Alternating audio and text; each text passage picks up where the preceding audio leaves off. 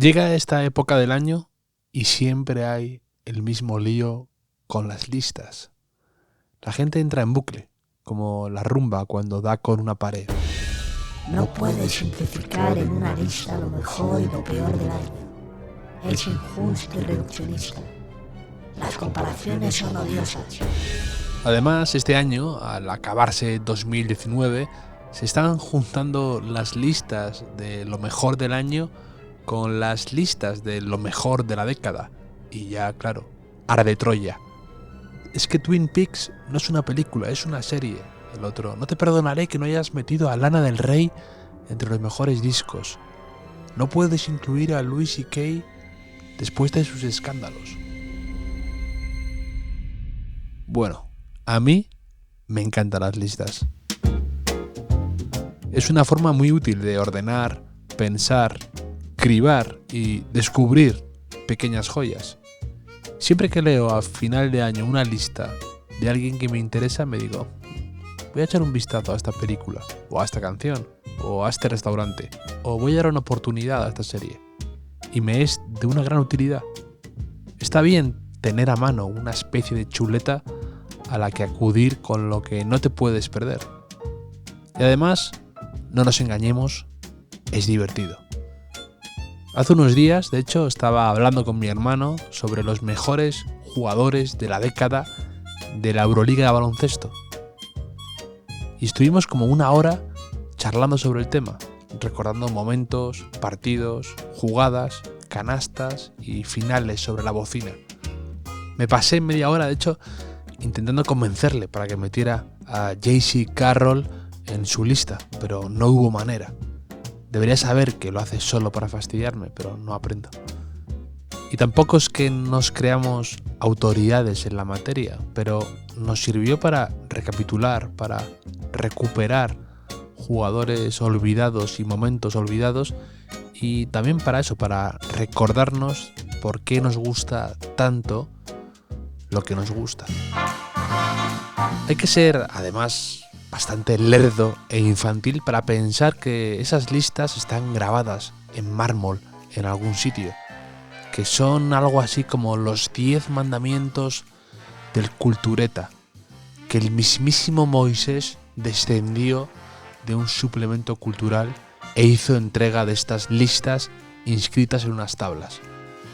Son eso, opiniones personales, y claro que hay olvidos, favoritismos, manías y fobias. El problema, creo, viene de ese ombliguismo del que pecamos todos, consistente en querer que nuestro periodista o nuestro medio de cabecera, ese que leemos con avidez y exclusividad, incluya las películas que a nosotros nos han gustado, las series que a nosotros nos han gustado, las canciones que a nosotros nos han gustado. Y nos enfadamos y nos ponemos muy dignos y no respiramos cuando vemos que eso no ocurre.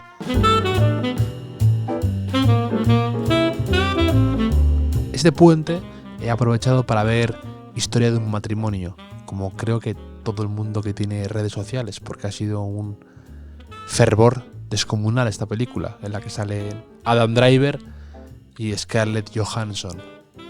¿La metería en mi lista de lo mejor del año? No lo sé, probablemente no, pero me ha gustado.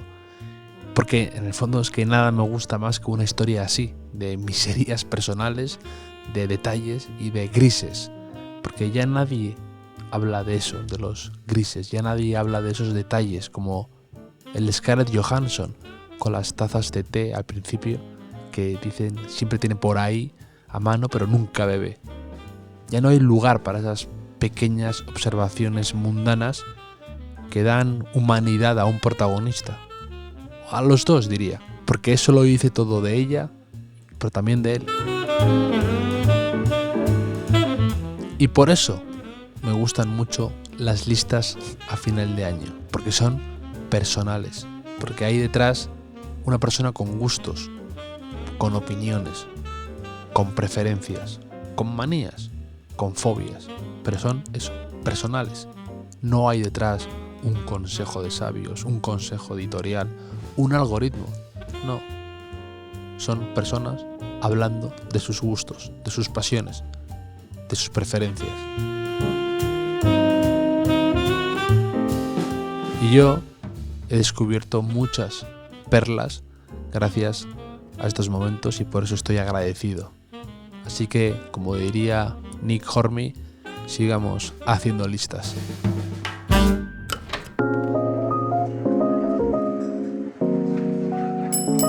Bienvenidos al Hotel Jorge Juan con Javier Aznar, un podcast de Vanity Fair y Seagrams. Precisamente que hablamos de perlas y de joyas por descubrir y por deleitarnos con ellas, ha venido hoy al Hotel Jorge Juan alguien que sabe mucho de este tema. Es Luis Gasset. Nos va a hablar mucho del mundo del sector del lujo, que es extraño, es apasionante, tiene un punto aspiracional y, como diría Humphrey Bogart en El halcón maltés, está hecho del material del que están hechos los sueños. Es una persona con un gran bagaje personal que ha vivido en todas las partes del mundo y con el que siempre es un placer sentarse y compartir una copa.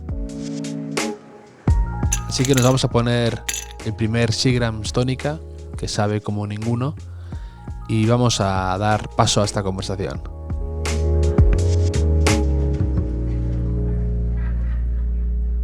¿Cómo estás, Luis? Hola, Javier, gracias por tenerme en el hotel.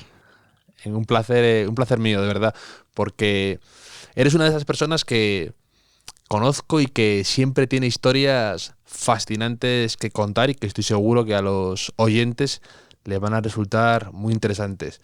Tú llevas toda una vida trabajando en el sector, digamos, ese triángulo, ¿no?, que es lujo, arte y moda, ¿no?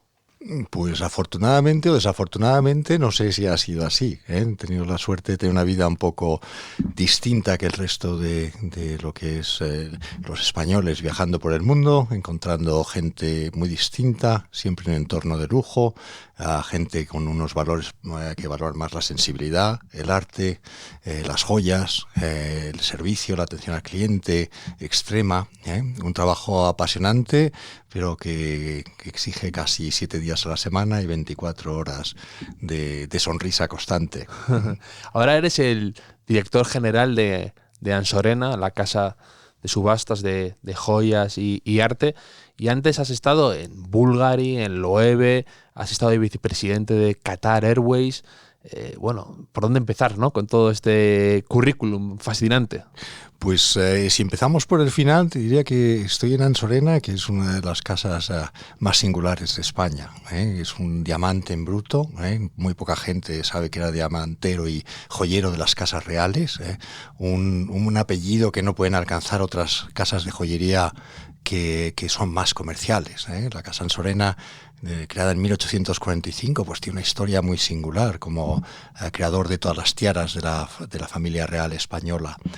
Eso solo estaba al alcance de joyeros como Cartier o Melerio, muy particulares. Otras casas muy modernas con mucho prestigio no han llegado a alcanzar eso.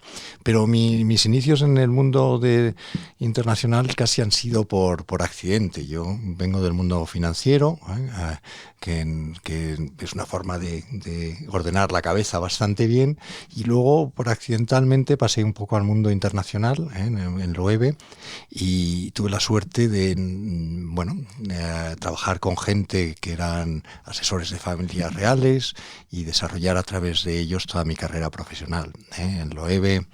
Luego también en otra casa de joyería muy importante. Luego me incorporé a Bulgari. En ese momento nos compró el LVMH. Pasé entonces otra vez al LVMH, la segunda vez en que tengo la suerte de trabajar con ellos. Y luego me incorporé, me fui a vivir a Qatar, en Oriente Medio, y a trabajar como vicepresidente de Qatar Airways. Una línea espectacular, que ha transformado un poco el mundo de la aeronáutica. Y no, la verdad es que así, dicho muy rápido, es un repaso por tu vida, pero me hace gracia que como yo también vienes del mundo financiero y que es una forma de ordenar la cabeza o de desordenarla, porque siempre tienes como a veces, como no somos casi maestros de nada, pues siempre nos gusta ir de aquí para allá y un poco el intrusismo, ¿no? Meternos en otros campos y dejarnos mezclar por otras por otros sectores o otras formas de ver la vida, ¿no? Yo siempre lo digo eso.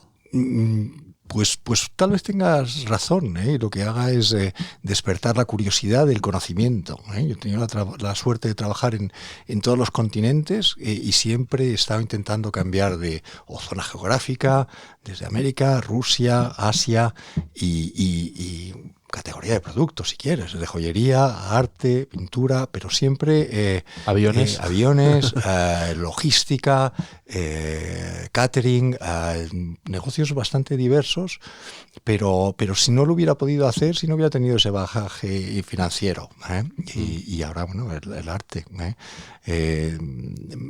bueno, ha formado parte de mi trayectoria profesional, siempre me ha acompañado, creo que ha sido una maleta muy buena. Y te voy a hacer una pregunta así un poco muy abierta o muy genérica. Te quiero preguntar, para ti, ¿qué es el lujo? Porque a veces pienso que el lujo lo usamos para cualquier cosa, ¿no? La palabra. O lo entendemos de una forma, creo que incluso a veces negativa, ¿no? El lujo roza a veces, puede rozar lo hortera o el demostrar solo para los demás. Para ti, una persona que lleva tanto tiempo trabajando en este sector, para ti el lujo, ¿tú cómo lo entiendes? Pues el lujo no es definible, sino que va cambiando a lo largo del tiempo. A lo largo de la historia ha ido cambiando. No es la capacidad de tener bienes de un valor adquisitivo distinto o inalcanzable para otros. Al final el lujo está en el disfrute de la sensibilidad. Un cuadro te puede permitir tener ser el mayor bien de lujo, y al mismo tiempo escuchar el agua de una cascada te puede aportar la misma satisfacción. El lujo verdadero está en cada individuo. Desafortunadamente nos han educado o puesto qué es el lujo para un sector social. Y lo hemos enfocado a bienes que no pueden adquirir otras personas. Sin embargo, el verdadero lujo lo tiene cada individuo y lo puede encontrar en las cosas de menor valor tangible. La soledad para una persona puede ser el lujo, la compañía para la otra persona puede ser el lujo. Sin duda alguna nos han hecho disfrutar en el lujo o asociarlo a la posesión de un bien, de una pintura realizada por un pintor, un Pollock, un Rothko, muy singular, inalcanzable para otros, pero ese valor de posesión en muchos casos está reñido con el valor de disfrute, ¿no? Sin duda el nivel cultural ayuda a tener disfrutar de ese lujo. El poder acceder a los museos, el poder acceder a ciertas a colecciones de joyería, la joyería no es porque sean estéticamente solo bellas, sino porque son piedras raras, son bienes muy limitados. Cuando vemos las colecciones de alta joyería de diamantes casi perfectos o perlas australianas casi de un lustre perfecto que brilla, pues el corazón a uno se le acelera. Sí, eso me hace siempre lo dices, ¿no? Lo de que te vibra. A mí el lujo me corazón. parece, es como aquellos que hayan tenido la oportunidad de cazar, caza mayor, o es cuando se oye el monte, que viene viene el momento del lance.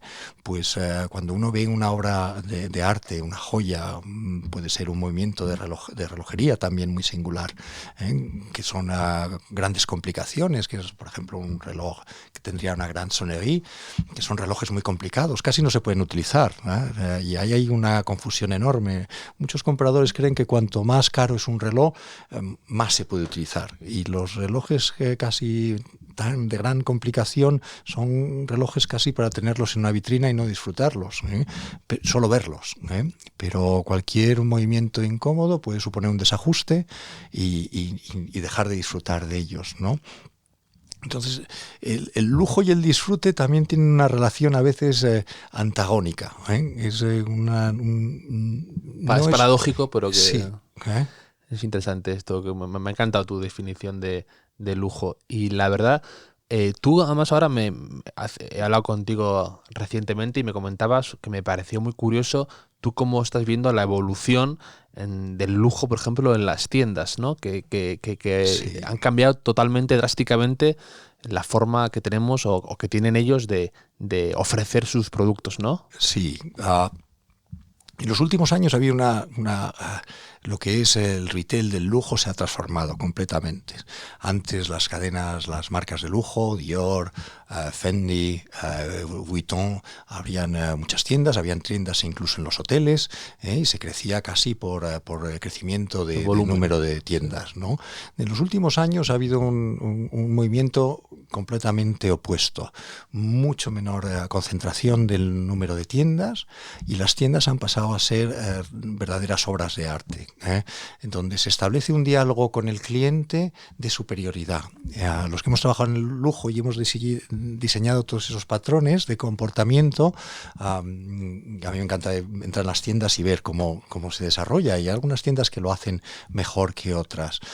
Los materiales que se ponen en suelo, paredes, son materiales inauditos, que casi replican lo que son palacios del Palacio de Versalles de entonces, y lo que se trata de establecer es un diálogo con el cliente de que la tienda es un palacio y se tiene que sentir invitado, o es un honor para él que pueda entrar ahí.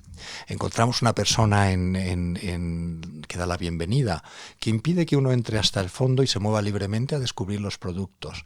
Ya simplemente es como vulgarmente lo que sería el banderillero que pone las banderillas al toro, ¿no? Al llegar a la tienda uno le paran, y le bajan la cabeza un poco, le hacen sentir un ser un poco inferior, y para que se siente halagado de poder estar ahí. Y luego se le invita a descubrir las distintas áreas. Si uno quiere descubrir el área de bolsos o quiere lo que sería zapatos, se le dirige, pero no se le invita a hacer un viaje libre por cada una de las tiendas, se le acompaña con alguien para que se sienta constantemente inferior, no se establezca un diálogo libre cliente-vendedor, ¿no? Se le presentan los materiales del suelo, uno va a comprar un zapato y le están informando sobre los materiales, el mármol travertino o cualquier material o maderas. Antes pues pasaban desapercibidas, ¿no? Ahora los materiales de las tiendas, o construir una tienda, antes costaba relativamente poco, o 10.000 euros metro cuadrado, y hoy han pasado a ser 30.000, 40.000 euros metro cuadrado. Son realizados por diseñadores de interiores de alto nivel, o arquitectos de alto nivel, que antes para ellos realizar tiendas era un trabajo menor, ¿no? Y además que yo lo veo, ¿no? Que tardan mucho en abrirse del todo, ¿no? Que están como para hacer las obras del Escorial. Antes huíamos de tiendas con escaleras, y ahora la que no tiene una escalera y un ascensor y una complicación arquitectónica, pues no es una tienda que sea un reto para un arquitecto, ¿no? No es verdadero lujo. No es verdadero lujo, Entonces vamos a atraer al cliente de una manera o a confundirle en un diálogo de superioridad e inferioridad. Qué bueno. Y yo invito a todos los clientes o a las personas que entramos en las tiendas de lujo, preguntemos, intentamos movernos libremente, porque es simplemente un teatro, y tienen que estar por encima de ese teatro. Bueno. Además, y luego tú has vivido mucho tiempo en Qatar, que parece un país, un gran desconocido, ¿no? Que todo el tema, para empezar, de Oriente Medio, del que, bueno, eso sí que ya es el lujo elevado al máximo exponente, sí. Y aparte es un gran desconocido, o al menos para mí, todo además las sinergias entre los distintos países, cómo se van ahí con sus problemas diplomáticos entre ellos, es fascinante. Y además tú viviste en una época muy rara, ¿no? Porque tuviste hasta un bloqueo. Pues tuve la suerte o la fortuna de que me enviaran, me contratara a Bulgari para montar todas las compañías, las filiales de ellos en Oriente Medio. En un momento, en 2007, en el que la zona siempre está en conflicto, porque es una zona de conflicto constante, con lo cual uno se aclimata o se aclimuere. Al final uno se aclimata a esas circunstancias y sabe desenvolverse. para hacer todo el trabajo los distintos países tenían un régimen fiscal muy singular que tenía que tener un socio local. Entonces yo pues tuve que ver a todas las familias locales en los distintos países para buscar identificar socios locales. Ahí vi a familias importantísimas como la familia Bin Laden, que aunque tiene cierto tiene mala prensa, connotación y algunos mala prensa, es una familia estupenda, educada internacionalmente, uno de los grandes constructores y de desarrollo de Oriente Medio, de Arabia Saudí, ¿no? Pero bueno, indudablemente tiene mala prensa, ¿no? Pero lo mismo tuve que hacer con la familia Al-Sabah en Kuwait, Al-Thani en Qatar, para buscar los distintos inversores. Lo mismo en Egipto, en Libia. Lo que pasa que luego vino la revolución y el régimen me cogió también esa época que fue bastante apasionante y confusa. Era un momento de opulencia económica y en el lujo o en el alto precio, cuanto más desorden económico o posible conflicto hay, el desarrollo del lujo alto, obras de arte, alta joyería, se mueve estupendamente. Sí, cuanto más en la inestabilidad se mueve bien Sí, tiene una relación indirecta. Es curioso eso. Las élites sociales económicas no solo se ven no afectadas, sino que se ven estimuladas. Sí. Y bueno, pues yo viví una época bastante interesante en esa época. Viví en Arabia Saudí, viví en Qatar, viví en Kuwait, porque yo tenía que tener residencia fiscal en cada país que iba viviendo. Entonces, bueno, pues tuve unos momentos de vida bastante singular. Yo vivía solo, me desplazaba de país en país. Y la verdad fueron momentos muy interesantes. Pero a veces yo encuentro que Oriente Medio se le trata mal.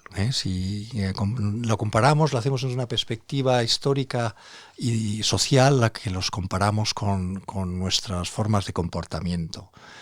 Ni los defiendo, ni los acuso, pues simplemente hago una descripción, que son países que se crearon en el año 71, 72, cuando nosotros llevamos 200 años de historia, y les exigimos un desarrollo social y cultural un poco... Sí, no, pero el problema es que a veces se van radicalizando más, ¿no? Por ejemplo, pasó con Irán, que años 70 era como mucho más avanzado y abierto, y ahora va siendo más radical. Eso es lo que la sombra de la duda que se cierne sobre estos países a veces. Y probablemente seamos a veces injustos, porque somos muy etnocentristas, ¿no? Como si lo quieres decir así, pero sí. Preocupa a veces. Sí, pero estamos un poco en la misma situación. Si analizamos cuándo fue el sufragio universal de la mujer en España, pues fue en 1931. Cuando fue la ley aprobada del divorcio, pues me parece que fue en el 81, hubo una en el 32, pero fue antes de ayer, y estos países se han creado tienen menos de 50 años. Y están en ese proceso, pero llevan un desarrollo completamente distinto. Y luego a Occidente no nos gusta que se desarrollen a la misma velocidad que nos hemos desarrollado nosotros, porque, bueno, económicamente esa relación nos interesa mucho, tanto a nivel de armamentismo como de relaciones de inversión. Si estos países no tienen una infraestructura, un desarrollo cultural, pues invierten fuera, son exportadores de inversión. Y entonces, bueno, tenemos esa relación con Oriente Medio un poco de amor y odio, y de exigencia excesiva. Se rigen por un comportamiento cultural más religioso que el nuestro, pero van avanzando, tienen el conflicto social religioso que hace que el desarrollo social vaya tirando de las leyes religiosas, modernizándolas. Tú me has dicho alguna vez, ¿no?, que de hecho que el problema que hay es que se rigen por el Corán, que es como una foto atrapada en el tiempo. Correcto. Y que no va a cambiar mucho eso y que es el problema del código que tienen ellos. Correcto. Va modificándose con los tirones sociales que va avanzando. Por ejemplo, Arabia Saudí tiene un ministro de Asuntos Exteriores, Al-Jubeir, que es una persona muy brillante, y que junto a un nuevo príncipe o rey está tirando del desarrollo involucrando a la mujer, que pueda empezar a conducir, pero bueno, tiene una parte de la sociedad arraigada en el tiempo que le cuesta aceptar esa situación.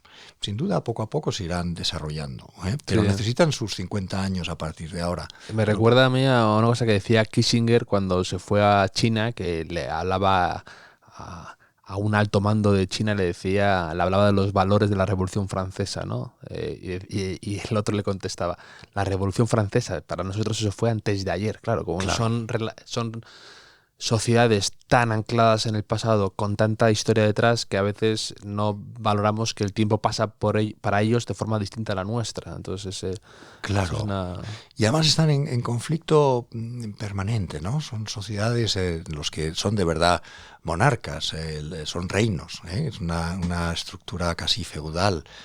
Modernamente feudal, pero donde el rey tiene mayores privilegios que el príncipe tiene más que el sobrino, más valores que el sobrino, más que el sobrino segundo, es decir, tienen una estructura social, cultural, que se sigue al pie de la letra, en valores económicos, en derechos. Tú de hecho, cuando vendías joyas, ¿no?, a las familias reales, me acuerdo me decías que hay que aplicar un descuento a cada... Claro, de forma inversa, ¿no? Cuanto más poderoso, más descuento tienes que hacer. En efecto. En principio no hacemos descuento en la alta joyería, eso es lo que decimos. Sí. Y además la pugna que tenemos todas las casas de lujo, Tiffany, Cartier o Bulgari o Soriana, es nosotros a dominar al cliente, es decir, que no te domine. Sí, pero bueno, dominar al príncipe de Arabia Saudí, pues es bastante incómodo, ¿no? Entonces, pero ese es el reto que te ponen, ¿no? La familia Al Maktoum, lo mismo, ¿no? Son grandes compradores de joyería porque, bueno, forma parte de la sociedad la dote, y la dote culturalmente es en alta joyería. No hay quien le regale un cuadro, no para nada, no le interesaría nada. Y forma parte, como su estructura social es que tienen varias mujeres y probablemente el divorcio llegue antes o después, pues la dote es un valor al portador, es un cheque, la alta joyería.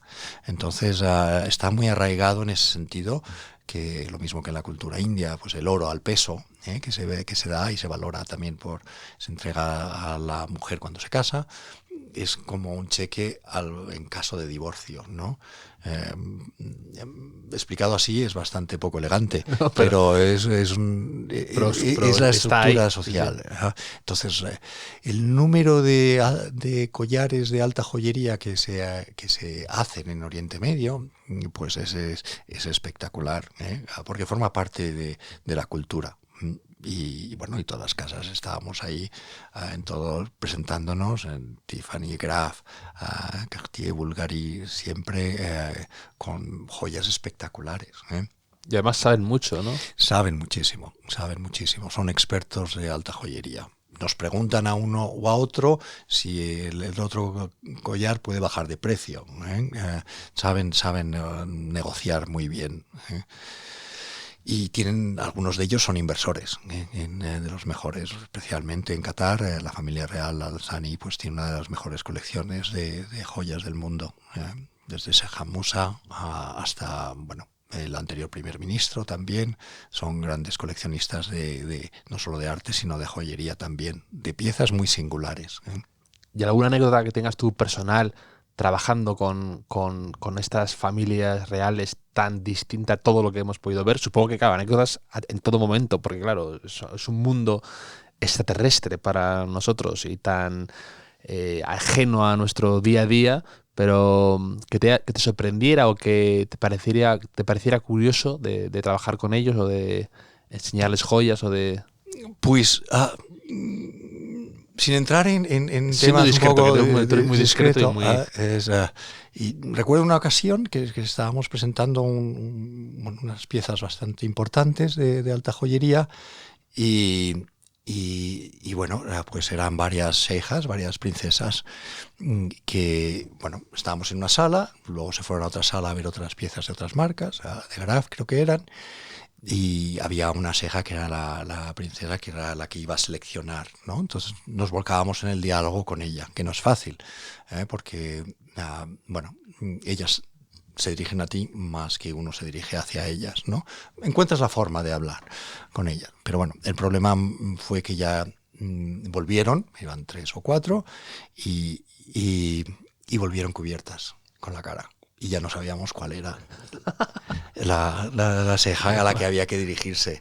Y fue muy gracioso. Luego lo identificas porque recuerdas cómo iba, como los zapatos, cómo los llevaba o qué joya llevaba. Pero durante 5 segundos nos quedamos como diciendo cuál es la afortunada que va a seleccionar, ¿no? Sí. Sí, pero lo demás, puedo decir que son gente culturalmente de un nivel espectacular. Tú además también hiciste para Qatar, estuviste organizando como un museo, ¿no? Bueno, colaboré en llevar lo que es el museo, las piezas del Museo de Arte al aeropuerto.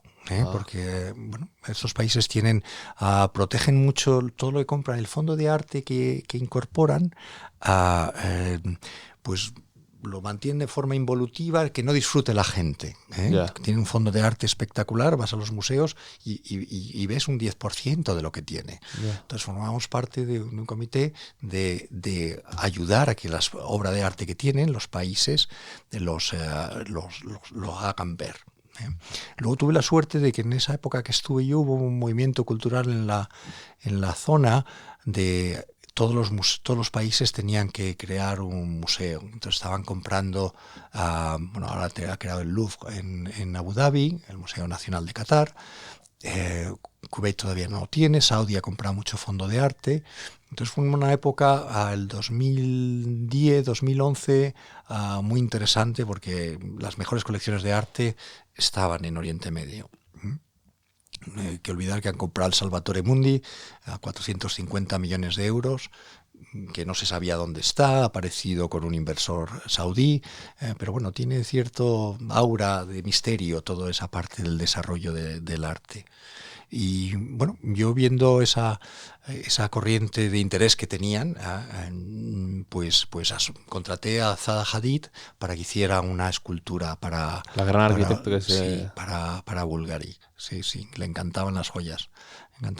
Y esa escultura luego nos la llevamos al Museo de Milán. Se quedó una interpretación de un concepto de una serpiente, ¿no? Porque, bueno, cuando estábamos en Bulgari, Cartier tenía la pantera como símbolo icónico suyo y en Bulgari decidimos apropiarnos de la serpenti, como también algo que tuviera un símbolo misterioso. Y entonces todas las marcas trabajan ahí encima, tratan de apropiarse o colores, Tiffany, el azul, Bulgari se apropia de la serpiente como símbolo icónico y Cartier se apropia de la pantera. De hecho, leí que Bulgari quería sacar en su momento un nuevo libro tipo Desayuno con Diamantes, que está asociado a Tiffany. Querían sacar una gran obra literaria que fuera asociado a Bulgari de algún modo. Sí, bueno, es que como presentas el lujo es ya con un entorno, ya no se venden los productos, es lo que ha hecho muy bien si dijéramos el señor Arnaud. Para mí es el mayor representante de la escuela austriaca del valor de las cosas. Y si nos vamos anteriores a la escuela austriaca, me estoy liando con la economía. No, pero eres economista, sabes de esto, adelante. Si nos vamos a Karl Marx, el valor de las cosas son el coste de la hora de producción del trabajador y del capital. En la escuela austriaca es una reflexión más que no depende de eso, sino depende de lo que quieran pagar el cliente o el consumidor. Un mismo artículo no vale lo mismo aquí que en Basilea, en la feria. El mismo cuadro tiene un distinto valor, ¿no?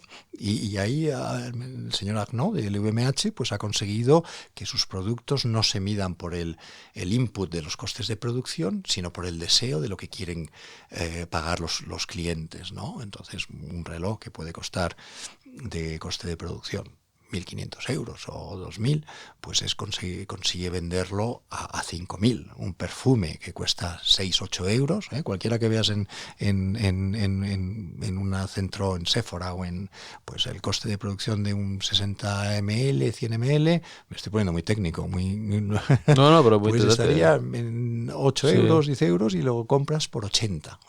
Pues eso es lo que responde un poco al... ¿Y tú cómo crees que alguien consigue hacer eso? Porque dicho así parece casi alquimista, ¿no? Alguien que convierte algo y lo convierte en oro. Pues este señor un poco hace eso, ¿no? Consigue que tú estés dispuesto a pagar más por algo que sabes que a lo mejor no vale eso. Pero ¿cómo consigue ese efecto tan difícil? Pues ese humo lo crea en el entorno de las tiendas tan lujosas, con esos materiales tan nobles, les da ese valor tan misterioso, lo acompaña de una campaña de publicidad que cuesta más que el perfume o el producto, y eso es lo que te hace a ti soñar y que estés dispuesto a pagar algo mucho más que lo que vale el insumo de los costes de producción. Me parece muy complicado porque como eso, un economista al final siempre está pensando en números, ¿no? Y al final dices, ¿cómo es posible que esto acabe saliendo? Y evidentemente a este señor le acaba saliendo, pero también que se meta en estas compras millonarias, que acaba de comprar Tiffany y que lo logre todo al final, lo logre conseguir atar siendo algo tan difícil, porque es muy, en el fondo es inestable, ¿no? Una compra de una joya de lujo, entiendo que funciona a veces por picos, ¿no? Entonces es complicado generar un negocio estable dentro de algo tan volátil o tan impredecible como es el lujo, que no sabes si alguien se va a gastar de repente un día una millonada, otro día nada, es raro.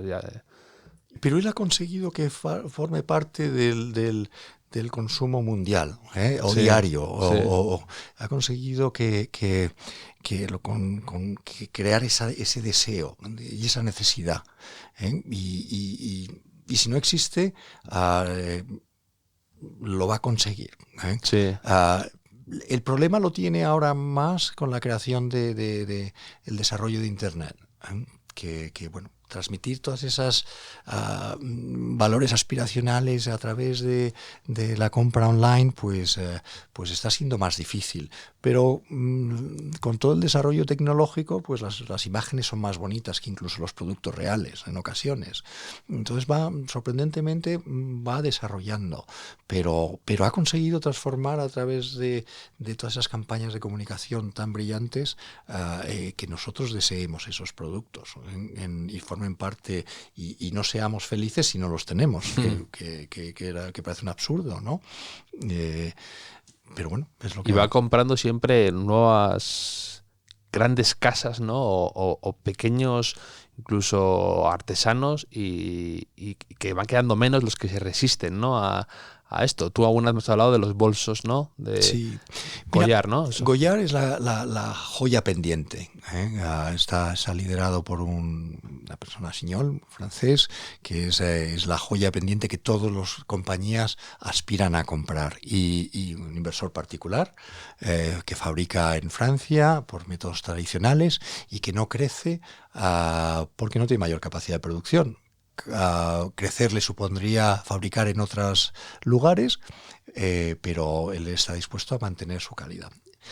Pero es bonito, ¿no? Que haya gente así, ¿no? Que son como la Lea de Asterix y Obelix, que resiste al asedio romano. Y resiste a unos envites espectaculares, tanto tentadores, económicos como hay una tienda en París que el LVMH le ha hecho la competencia, porque lo que no sabe la gente es que Goyard es más antiguo en técnica que Louis Vuitton. Y entonces hay cierto recelo entre Vuitton y Goyard, entonces querían haber adquirido esta compañía. Y entonces ahí había cierta pugna. No es que haya un conflicto de derechos de producción ni nada, pero sí hay una antigüedad anterior de Goyard. Y Goyard lo está haciendo muy bien. Mantiene una comunicación muy aspiracional, muy exclusiva, muy restrictiva, y lo hace francamente bien. Es un viaje. A veces comprarles es un dolor de cabeza, porque a veces como que no te quieren vender. Por eso lo hace más... Sí. A veces ocurre, ¿no? Que cuanto más...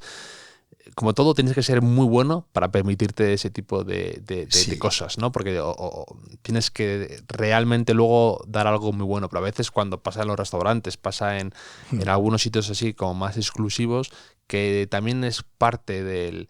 El otro día se lo oía a un tipo de Nike que decía que había notado que últimamente ya la gente lo que valoraba más era el proceso de compra de unas zapatillas raras, o sea, la historia hasta que las consigues, que las zapatillas en sí. Y esto también es un poco así, ¿no? La dificultad un poco hasta que llegas, hasta que consigues tu Moby Dick, que puede ser ese bolso o puede ser la compra de esa marca de bolsos. Sí. Y aparte ese proceso es parte de la gracia. Sí. Una experiencia es entregar en Goyard algo a reparar. A uno le contestan, puede ser una experiencia dolorosa o depende de cómo lo enfoque uno, porque le contestan con pluma, escrito. Los tiempos son horrorosos, pero la gente está buscando ese tipo de experiencia, ¿no? Que es muy singular. Y bueno, tarde o temprano, pues probablemente será parte de LVMH o Richemont, uno de los grandes grupos. Pero bueno, lo está haciendo francamente bien. Desafortunadamente no lo tenemos todavía en España, pero llegará. Pero es que lo artesano, lo que aún tiene un toque de autenticidad y de casi humanidad, yo creo que eso se va a ir revalorizando. Cuanto más tendamos a lo robotizado, si quieres decirlo de alguna forma, ver ese toque humano yo creo que va a tener un valor bastante cada vez mejor. Y por eso las casas de subastas, los cuadros, las cosas que aún transpiran algo de autenticidad no van a morir nunca. No, la verdad es que las casas de subasta están teniendo un auge a lo largo del tiempo, porque no se han visto afectadas de la manera que se han visto afectados otros negocios con curvas de crecimiento y decrecimiento, ¿no? Es un negocio que ha sido constantemente creciendo. La afinidad que hay por cosas singulares y de valores históricos, pues yo veo que se mantiene en el tiempo y que va creciendo. Desafortunadamente la arquitectura no está ayudando, ¿no? En las nuevas casas, que son techos más bajos, paredes más sustituidas por cristal en muchas ocasiones, con lo cual pues colgar un cuadro pues no está siendo un ejercicio fácil. Práctico, sí. El mobiliario bueno, pues un mobiliario pesado, y la gente prefiere otro tipo de mobiliario por desconocimiento. Evidentemente también importa mucho que cada vez la gente de mi edad también tenemos menos acceso a una vivienda propia. Entonces, claro, el vivir alquilados hace que tener obras o invertir aunque sea un cuadro pequeñito que te haga ilusión, pues te lo piensas dos veces, porque dices, ¿y ahora qué hago con esto cuando me mude? A ver dónde voy a trabajar mañana. Pero mire, yo siempre que he viajado, yo me he cambiado de casa unas 12 veces, afortunadamente no me ha costado, porque hay gente que le causa un trauma, ¿no? Pero yo siempre me llevaba un cuadro conmigo. Y ese cuadro ha viajado conmigo, y no es que fuera un cuadro bueno, pero era algo que tenía un sentido me permitía tener un sitio como que estoy aquí acompañado, ¿no? Sí. También también me acompañaba el iPad, pero yo iba cambiando de modelo, y el cuadro siempre ha sido el mismo, ¿no? Y ha sido un compañero de viaje estupendo, y yo creo que las nuevas generaciones pues debían siempre a comprar algo bueno que les acompañara en el viaje. Bueno, cuando es joven uno pues piensa menos en estas cosas. Sí, pero a mí me encantó una historia tuya que me contaste que te ocurrió hace 20 y pico años, una historia tuya en Rusia, y que me contabas que te habías acordado de ella porque te habías puesto ese mismo abrigo que hace 25 años. Entonces, pero esas cosas me encantan. Cuando algo permanece en el tiempo y y algo que está bien hecho y te acompaña toda tu vida, un buen abrigo, cosas por las que transpira un poco el paso del tiempo, me fascina. Y eso me encantó cuando me dijiste. Me he acordado 25 años después de lo que me ocurrió a mí en Rusia porque llevaba este abrigo de que llevo hoy. Sí. Sí, yo tuve la suerte de trabajar en Rusia. Ahora que el Museo L'Ermitage viene a Barcelona, no se sabe si viene, si va, que es una pena, porque sería una oportunidad estupenda también para tener una sede del Museo Ruso en Barcelona. Y yo comencé ese proyecto con un amigo en Moscú. Cuando se cayeron las Torres Gemelas, pues tuve que trabajar teníamos una fábrica aquí de joyería en España y había que expandir hacia Asia y bueno, a los países del este. Y había unas oportunidades tremendas en Kazajstán, Uzbekistán, Azerbaiyán. Y yo fui de los primeros que iba ahí con una maleta, abriendo mercado. Éramos 2 españoles e italianos que también. Los franceses son mucho más reservados en esa iniciativa cultural. Nosotros éramos como más como legionarios abriendo. Y bueno, era el negociar con oro en países del este en esa época era muy dudoso. Llevábamos cuaderno ATA, iba todo legalizado, pero a veces en los países del este pues el cuaderno ATA pues no lo querían considerar. ¿No? En esos países que es todo tan inestable, tan inesperado, tan distinto a todo, te ha ido a ocurrir de todo por ahí. Claro. Entonces yo tenía la suerte de ver el arte desde una perspectiva mundial y que no hay nada ni bonito ni feo, depende de la perspectiva de cada individuo. Lo que en un país puede ser estridente, y en otro es considerado como valor artístico, porque valoran más la forma de la técnica de la creación que el resultado final, ¿no? En Asia, por ejemplo, en Japón, la capacidad creativa o la técnica es mucho más importante que el resultado final, que puede ser más estridente. O sea, Sí, y bueno, pues a mí yo he vendido cosas que eran, o presentado cosas que eran ciertamente dudosas desde un punto de vista estético final para nosotros, y allí admiraban el proceso de creativo, ¿no? que fuera como escultura, en el tipo de detalle. Y pues nosotros no cogemos una joya, un cuadro y nos lo vemos con esa pasión que lo ven los japoneses, ¿no? En Japón ha sido uno de los grandes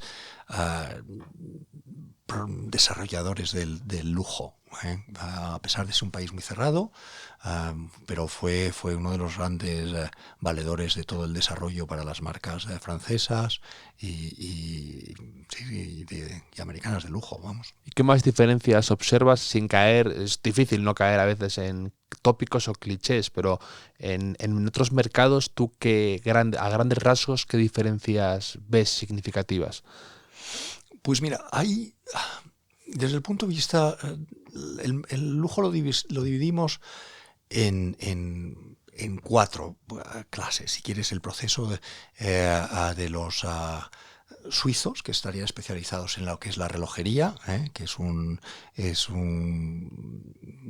capacidad técnica, pero que no tiene ninguna creatividad emocional. Simplemente si ves una campaña de comunicación, y es lo que les ha pasado a los relojes, la campaña de comunicación de los relojes son muy de producto y ahora empiezan a hacer algo más aspiracional, pero antes era el expertise de un relojero con un viejito con 50 años que no apetecía nada, Entonces por eso los relojes han pasado a segundo plano recientemente, Ahora lo están recuperando. Pero luego está el lujo americano, casi el único valedor del lujo americano sería Tiffany, pero es un lujo muy lifestyle para utilizar todos los días, no es algo exclusivo. El lujo italiano serían las marcas de lujo italianas, son mucho más creativas. Es una forma de vida italiana, de la alegría. Made in Italy, ¿no? El famoso que les hizo. Y utilizan mucha técnica de materiales. Son muy creativos no solo en la forma de producir o crear, diseñar, sino también en el desarrollo de nuevos materiales. Prada con el nylon, no hacen más que innovar.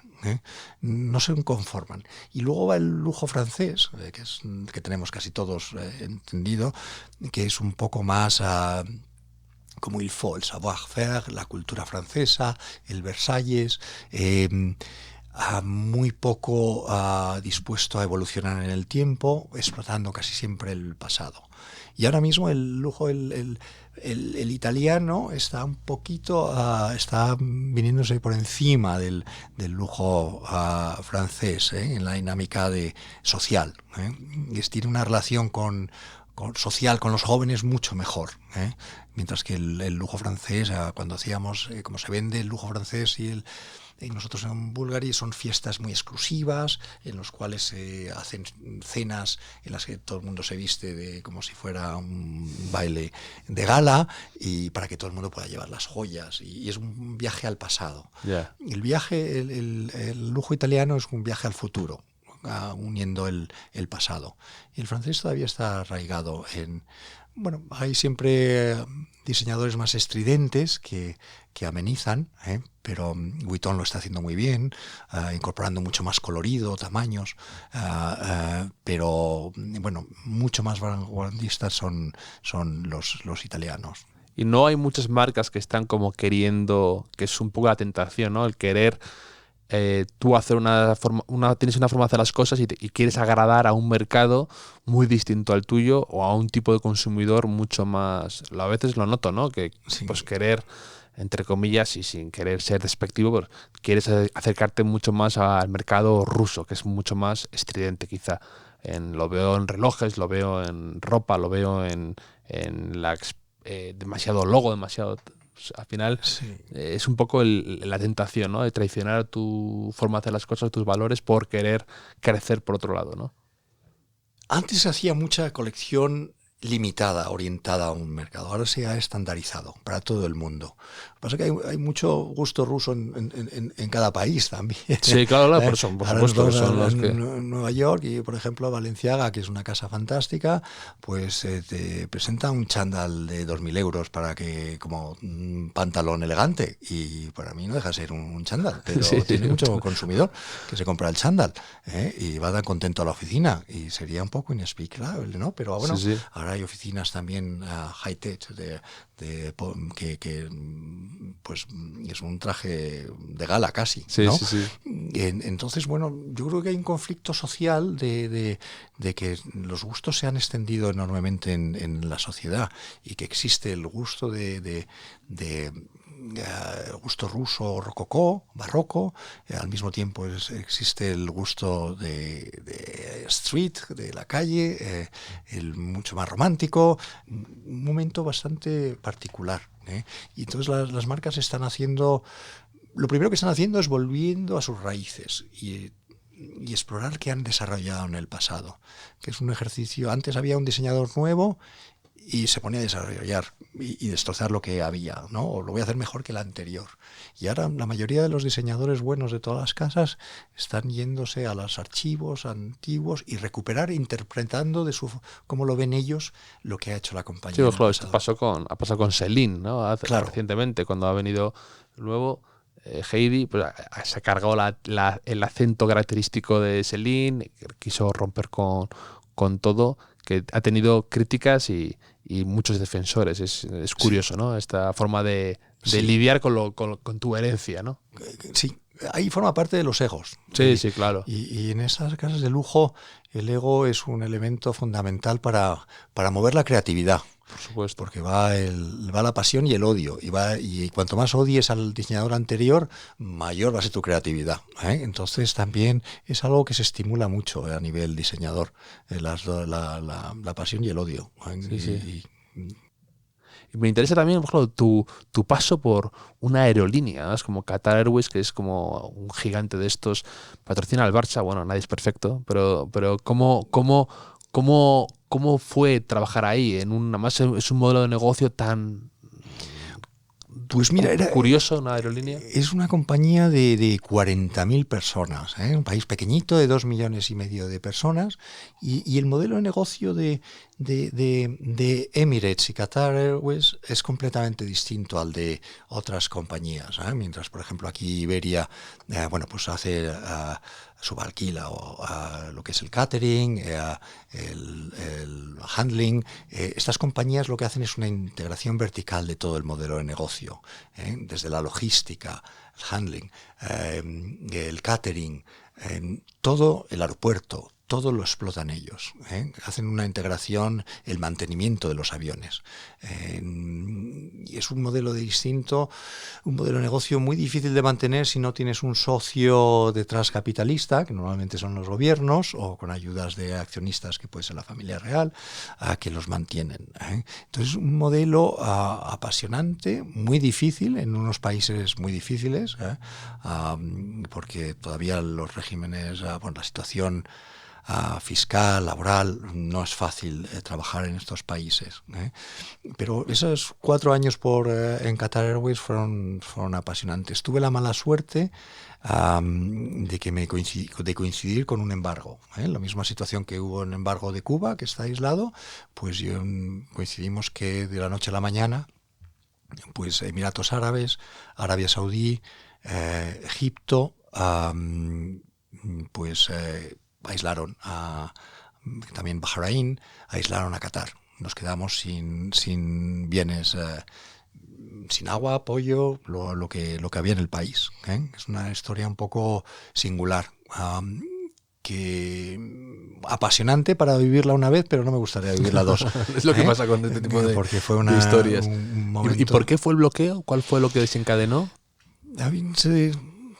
Políticamente se dice que Qatar había sido muy activo. Es un país que colabora con Irán, explota el mayor fondo de gas del mundo con Irán a 50%, tiene unos recursos ilimitados. Irán es el enemigo aférrimo de la familia real saudí. Luego también Qatar tiene Al Jazeera, y Al Jazeera había tenido un comportamiento durante la revolución en Egipto un poquito pro de los hermanos árabes, Muslim Brothers. Entonces había adquirido una situación un poco particular de pro iraní, en lo que es un equilibrio del Golfo, que todo el mundo mantiene cierta distancia con Irán, ¿no? Estados Unidos tiene el bloqueo con Irán, entonces el resto de países se alinean con Estados Unidos. Y Qatar estaba en un momento un poco díscolo. También es cierto que Qatar tiene relaciones con Israel, que no tienen otros países, entonces tenía una situación un poco distante con el resto. Y había otros... acusaron a Qatar de financiar terroristas, de Hezbollah. La realidad nunca se sabe. Lo que sé es que nos aislaron, y tuvimos que enviar aviones a traer comida, lo que era productos perecederos, pollo, leche, a Irán, a Turquía. Turquía fue un gran aliado. Venía todo escrito en farsi, todo escrito en turco. Las administraciones no se entendía nada. Entonces, sobrevivir a un aislamiento de esa envergadura, pues fue algo muy difícil, muy difícil. Y al final Qatar ha conseguido seguir adelante, siendo independiente, no acceder a las pretensiones del resto de países que le solicitaban una indemnización por daños económicos también, y al final continúa siendo independiente. Esa zona se llenó de soldados, ¿verdad?, por doquier, y fue una situación bastante incómoda para todos. Ahí la hemos sacado adelante. Qatar sigue siendo independiente, el Oriente Medio sigue su curso. Sorprendentemente estaban aislados, pero la relación entre los países en el tráfico o comercio de petróleo nunca se interrumpió. Entonces, ¿Y tú crees que estos países, es difícil, pero tienen un futuro, muy claro siendo tan dependientes del petróleo, o tú crees que eso tiene una finitud? Tiene un pues son los grandes inversores de energías alternativas. En algunos casos son inversores para controlar el desarrollo y saber cuánto tiempo les queda. Claro. Pero son sociedades de poblaciones muy pequeñas y los cataríes son 2,5 millones, son 300.000 cataríes. Si te vas a Arabia Saudí, la población son 40, 50 millones, de los cuales saudíes son 25. En Emiratos Árabes es lo mismo. La población, el 50% son expatriados, que son los que trabajan. Entonces, bueno, el desarrollo económico de Qatar, pues yo creo que sí va a ser sostenible. Pero va también acompañado del desarrollo cultural. Es más preocupante que no suelen trabajar los locales, porque, bueno, económicamente, entonces el trabajo lo realizan los extranjeros. Podemos ser ejecutivos, podemos ser administrativos, y luego tienes otra mano de obra que viene de países más asiáticos, lo que es el subcontinente, Sri Lanka, Pakistán, que por ejemplo hacen trabajos pues de limpieza y muy poco cualificados, ¿no? Que, bueno, es lo que en Europa dicen que se hace un trabajo por esclavos casi, ¿no? Pero vamos, que nos acordamos que la esclavitud oficialmente en estos países se abolió en el 63. Bueno, pues se necesitan 2 generaciones para que o 2 o 3 para que culturalmente desaparezca. Se atornille en la cabeza el tema de la esclavitud como algo aburrido. Cobran un sueldo pequeño por comida, pero culturalmente, bueno, nosotros la esclavitud me parece que la abolimos en el 1750. Llevamos bastante tiempo. Más Imagino que después de esos años hubo 2 generaciones que dejó de tratar a los que habían sido esclavos o familias de esclavos como tal, ¿no? Entonces, bueno, es un esfuerzo económico, pero están haciendo su esfuerzo por abandonar todas esas pautas. Y, por ejemplo, tú, una persona que ha estado viviendo y trabajando con todo tipo de personas, desde todo rango social y en todos los continentes, te quería preguntar, a grandes rasgos, tú para ti, ¿qué es lo que más te ha enseñado este tipo de vida y lo que tú crees que te gustaría, de algún modo, trasladar a tus hijas, a quien sea, a alguien que te pida consejo sobre una vida internacional o una vida de tratar con distintas personas? ¿Qué enseñanzas o qué consejos te gusta dar a ti? Pues mira, yo creo que el respeto, de tratar a todo el mundo como quieras que te traten a ti. Independientemente de quién eres, de dónde eres. Yo he sido bastante singular en tratar a todo el mundo igual, desde a la persona que se encargaba de limpiar en las distintas organizaciones hasta el jeque. Yo he tratado siempre con el mismo respeto a todas las personas que he encontrado y creo que me ha ido bastante bien y he sido distinto en ese enfoque. Me ha permitido ver que todo el mundo tiene otro punto de vista, pero que todos son seres humanos. Y créeme que no todo el mundo ve los seres humanos igual. Y yo en eso sí he tenido la suerte de poder ayudar a gente que lo necesitaba, y eso me ha aportado mucho más que cualquier éxito profesional.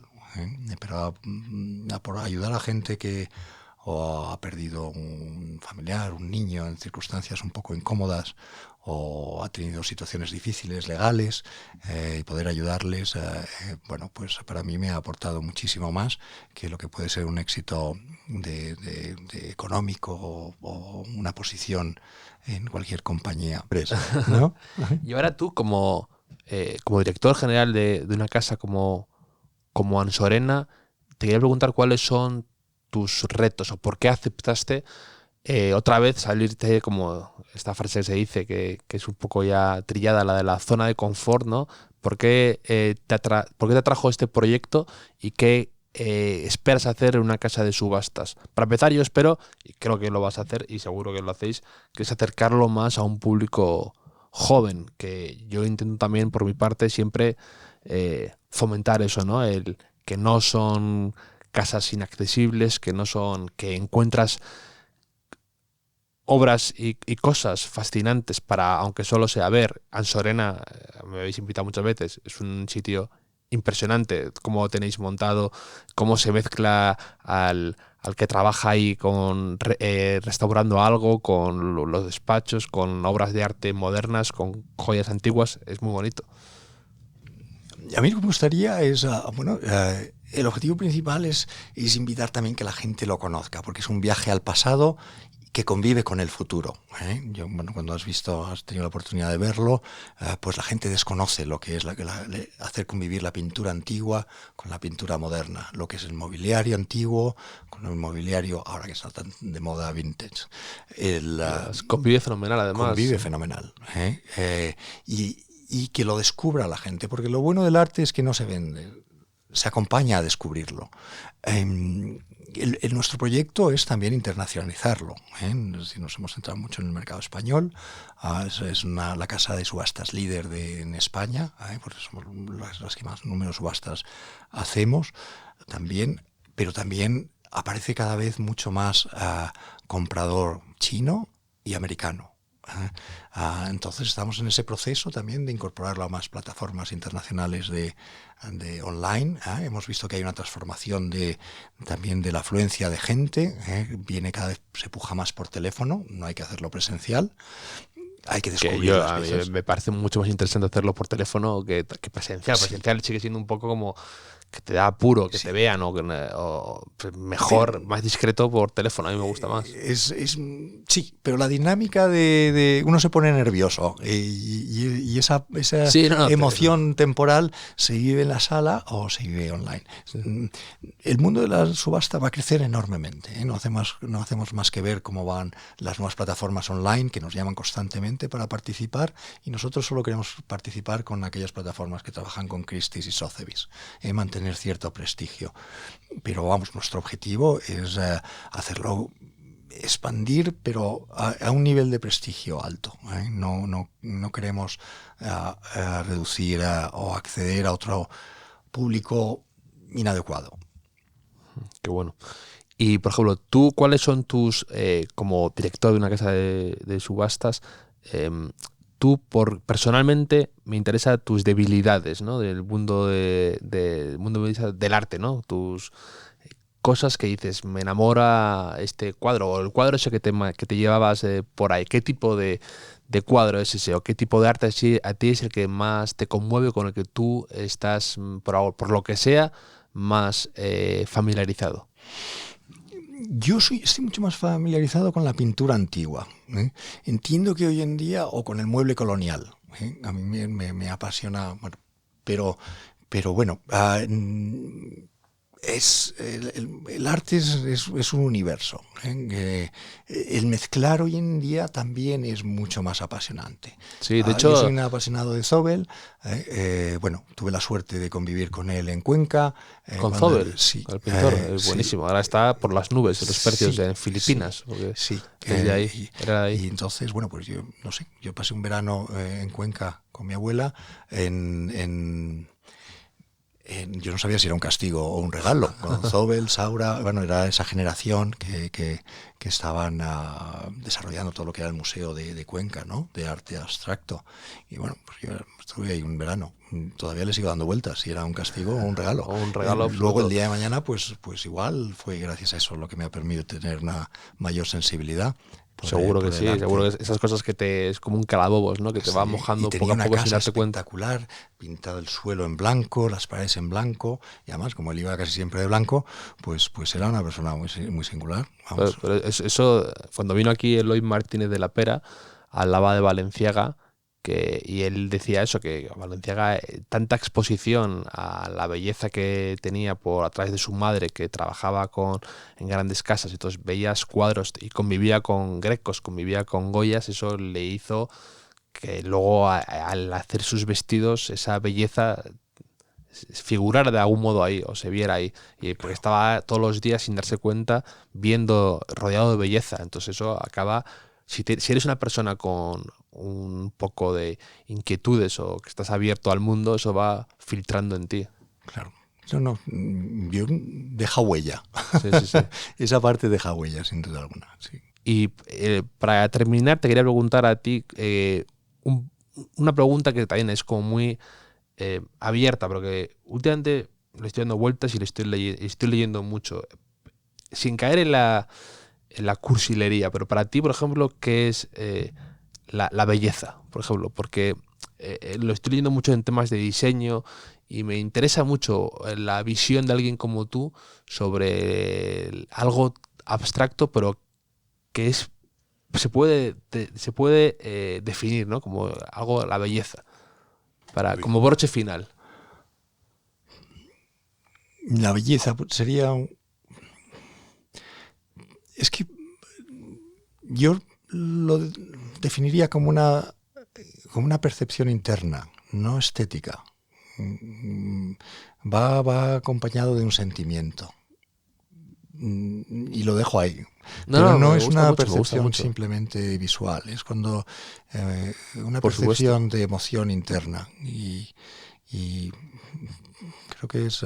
yo es como me gusta que sea una definición concisa y que no tan abierta, que la gente lo vaya masticando, y la gente que te ha escuchado y que te ha podido conocer un poco más a través del podcast, que vaya masticando esta definición tuya y que nos diga la suya también, que a mí me encanta la interacción luego con los oyentes que han escuchado el podcast. Así que nada, oye, Luis, un verdadero placer tu asistencia al podcast, que te hayas tomado con nosotros un Seagram's Tónica, y que ha sido un enorme placer poder meter un poco el pico en esta vida tuya tan fascinante y llena de experiencias. La verdad que no todo el mundo ha podido vivir algo así, y que es una suerte poder charlar y con tiempo, con calma, de todas estas anécdotas tuyas. Muchas gracias, Javier. Un placer.